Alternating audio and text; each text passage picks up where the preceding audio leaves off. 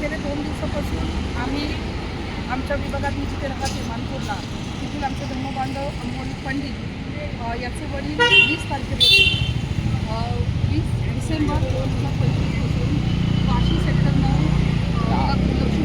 Mahalakshmi apartment checking नका तिथे महालक्ष्मी अपार्टमेंटमधून त्याची बहीण तिथे राहते तिथून घराच्या बाहेर निघालेले आहेत सकाळी 4 वाजता.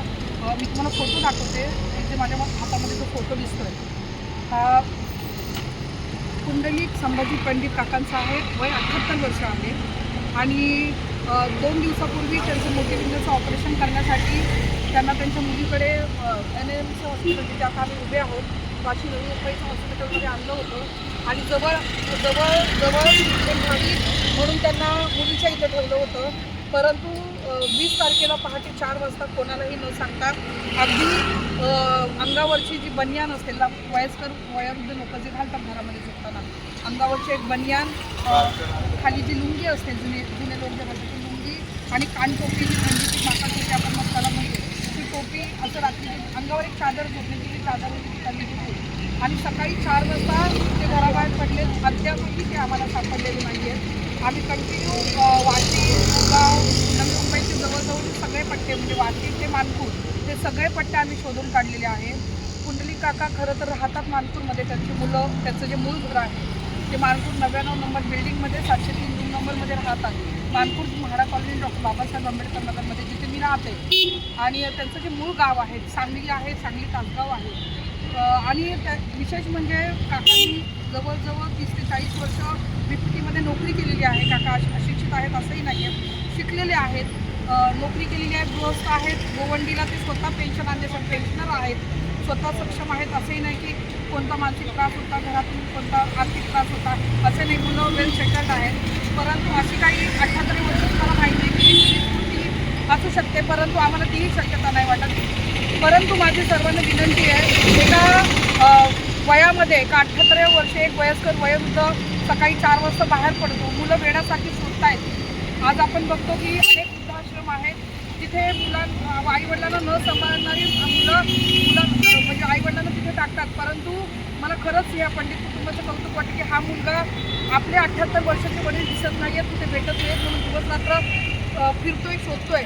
अशा प्रेम करणाऱ्या कुटुंबासाठी मला असं वाटतं ज्याला कुणाला हे काका दिसतील पुंडलिक काका दिसतील त्यांनी कृपया हे जे नंबर आहेत म्हणजे अमोल पंडित मी नंबर सांगते 9594992528.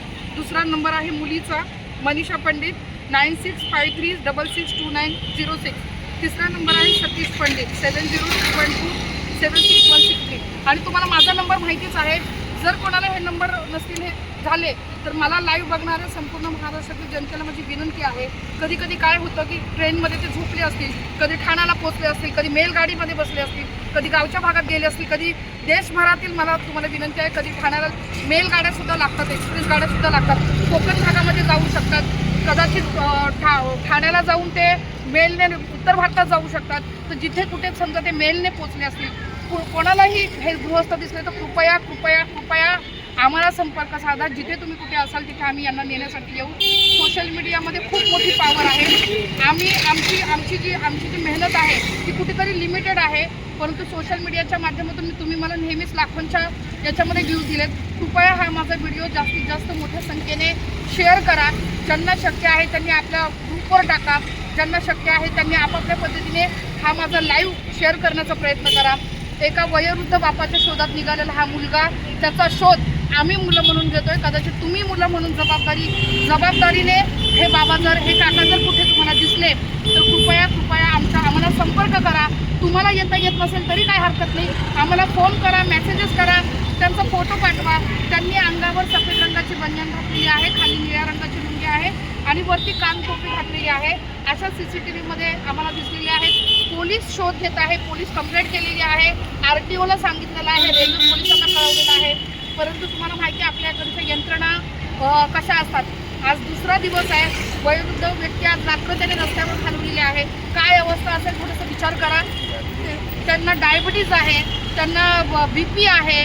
त्या व्यक्तीचं 3 दिवसापूर्वी मोतीबिंदूचं ऑपरेशन झालं आहे. ज्यांना पुरेसं नीटचं दिसत सुद्धा नाही आहे. अशा व्यक्ती रस्त्यावर कुठे भटकत असेल, कदाचित त्यांना आठवत असेल का की आपण काय करतोय, कुठे जातोय, त्यांना घराकडे यायचं असेल परंतु त्यांना समजत नसेल तर कृपया असं जर कोणी वयस्कर व्यक्ती तुम्हाला रस्त्याने फिरताना दिसला, कदाचित त्यांचे कपडे मळलेली असतील, आता बनियान मळलेली असेल, धुळीने ते इकडे तिकडे फिरत असतील, किंवा कोणाच्या घरी ते नातेवाईकांकडे आले असतील आणि त्यांना सांगितलं असेल की सांगू नका, तरी माझी विनंती आहे नातेवाईकांना, ओळखीच्या लोकांना, तुमच्यापर्यंत जर हे गृहस्थ कधी दिसले असतील काल परवामध्ये तर त्यांना कृपया आमच्यापर्यंत आणून सोडा किंवा आम्हाला संपर्क करा. यांचं मिळणं अतिशय गरजेचं आहे, कारण दिवस जसे जसे पुढे जातील तसं त्यांचं डेंजर झोनमध्ये असण्याचं प्रमाण वाढेल, आणखी वाढत जाईल. अनेक लोक हरवतात, आपण नेहमी बघतो स्टेशनवर बेपत्ता म्हणून पोस्टर बघतो आणि आपण दुर्लक्ष करतो, परंतु आज त्याची किंमत कळते की आपण त्या फोटोला सध्या वाचत सुद्धा नाही की कोण हरवलेलं आहे म्हणून. तर माझी विनंती आहे, जेव्हा स्वतःवर येतं तेव्हा कळतं, तर कृपया आम्ही स्वतः सगळीकडे हे पोस्टर लावलेले आहेत. वाशी, नवी मुंबई गावातील सगळे लोकांना हे माहिती झालं की हे बाबा हरवलेले आहेत. कृपया माझी तुम्हाला हात जोडून विनंती आहे, तुम्हाला जिथे कुठे हे बाबा दिसतील तर मला कॉल करा, आम्ही तिथे येऊ. माझे नंबर फेसबुकमध्ये सगळ्यांकडे आहेत. कृपया मला कॉन्टॅक्ट करा, या नंबरवर कॉन्टॅक्ट करा. मी थोड्या वेळानंतर कमेंटमध्ये हे नंबर देईल. तर मला असं वाटतं आमचे कार्यकर्ते बरंच बोलतील, तर मी त्यांना सांगते की त्यांनी आपल्याबद्दल अपील करावी.